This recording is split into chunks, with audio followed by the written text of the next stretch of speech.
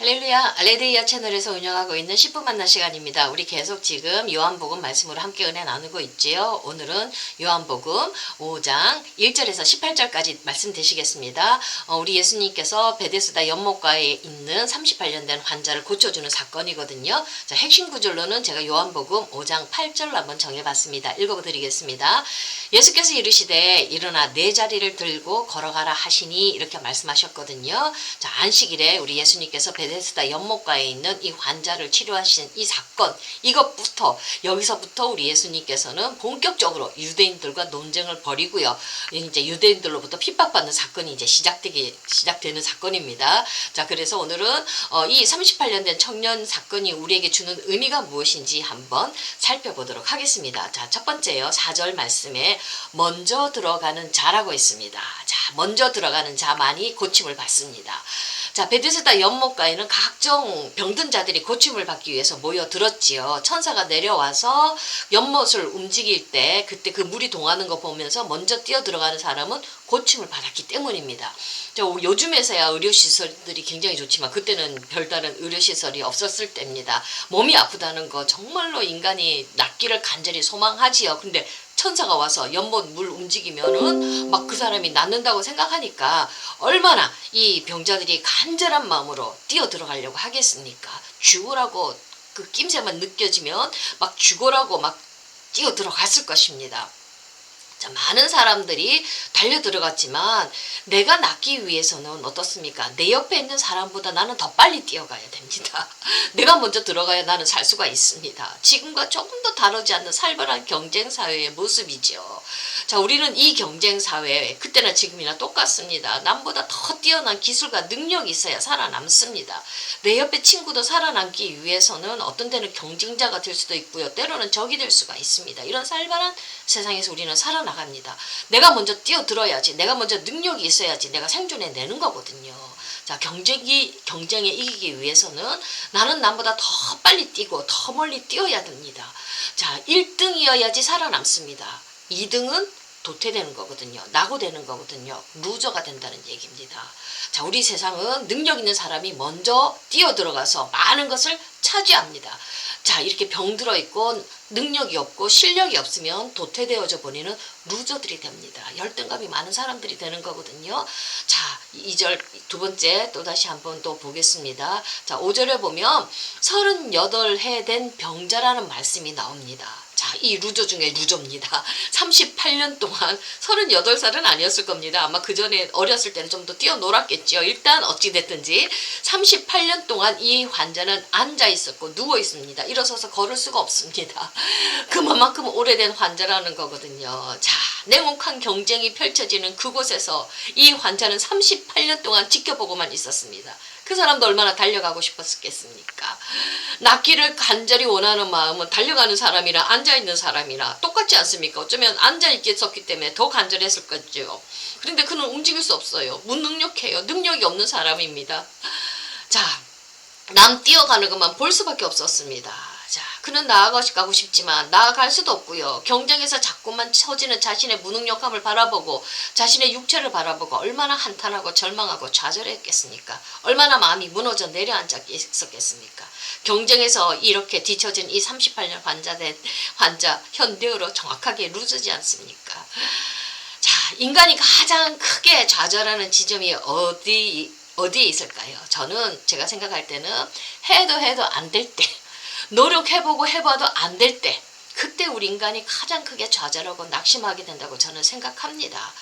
자, 이럴 때 우리는 어떻습니까? 자꾸 실패가 반복되고 내가 해봐도 안 될 때, 그럴 때 우리 인간이 좌절하게 되면 어떻게 해야 됩니까? 그냥 주저앉아 버리죠. 그냥 맥을 놓아버리게 되는 겁니다.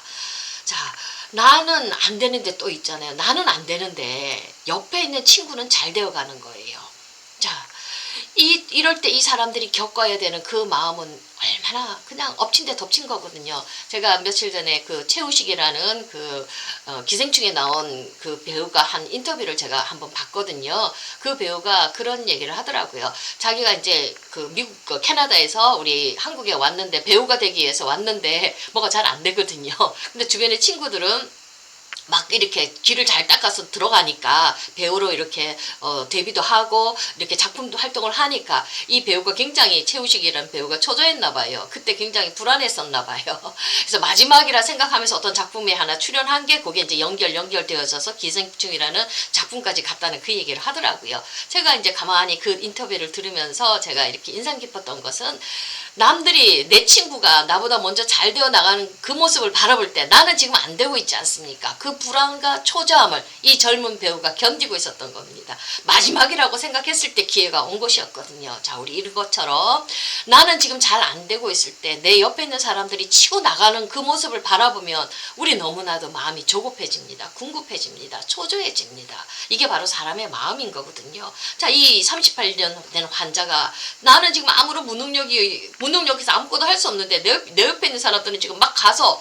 달려가서 그 고침을 받는 장면들이 38년 동안 반복이 되는 겁니다. 이 사람 얼마나 힘들었겠습니까? 나는 지금 잘 안 되는 거거든요. 우리 청년들도 지금 분노하고 있는 것이 바로 이런 부분이지 않습니까?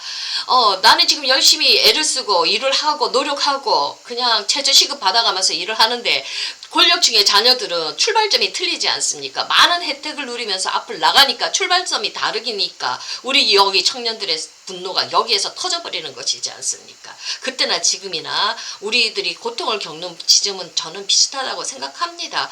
자, 이 38년 된 이 환자 이런 고통을 되씹으면서 그냥 살려고 그래도 어떻게 한번 해보려고 마지막까지 버텨왔던 사람이라고 저는 믿습니다. 자, 이런 루저를 향해서 우리 예수님 어떻게 하셨는지 한번 살펴보도록 하겠습니다. 자, 세 번째요. 8절에 보면 우리 예수님이 일어나 내 자리를 들고 걸어가라고 말씀을 하십니다.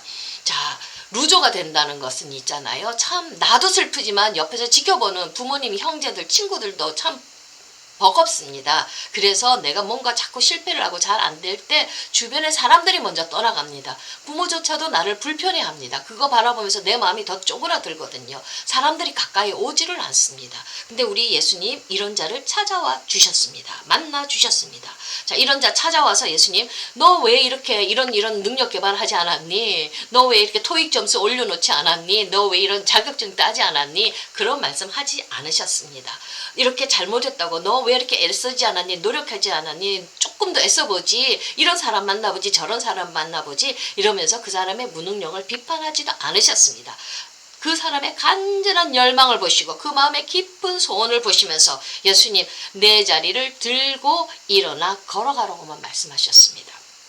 자, 그렇게 할 때 그 사람은 자리를 박차고 일어나 걸을 수가 있었지요. 자, 예수님의 일어나서 걸으라는 그 말씀이 임하자 안진뱅이는 자리를 털고 일어날 수가 있었습니다. 말씀의 능력이 기적을 만드신 것으로 저는 믿습니다. 자, 예수님은 말만 하시는 분 아니시지요. 그 말 속에는 사람을 치료하고 사람을 일으켜 세우고 죽은 자를 살리는 능력이 그 말씀 속에서 저는 나타난다고 믿습니다. 말씀이 기적을 또한 만들어내는 거거든요. 우리 예수님은 말뿐인 사람이 아니라 그 말씀과 함께 능력도 함께 주시는 하나님인 줄로 저는 믿습니다. 에스겔서 37장 보면요. 죽은 마른 뼈들을 향해서 에스겔이 하나님의 말씀을 대언합니다. 여호와의 말씀을 들을지어다 하고 명하자 마른 뼈들이 이렇게 사방에 널려져 있던 마른 뼈들이 붙고요. 그리고 그 마른 뼈들을 향해서 생기야 들어가라 하니까 생기가 드러나서 그 죽었던 자들이 살아나서 하나님의 군대가 되는 역사가 만들어집니다.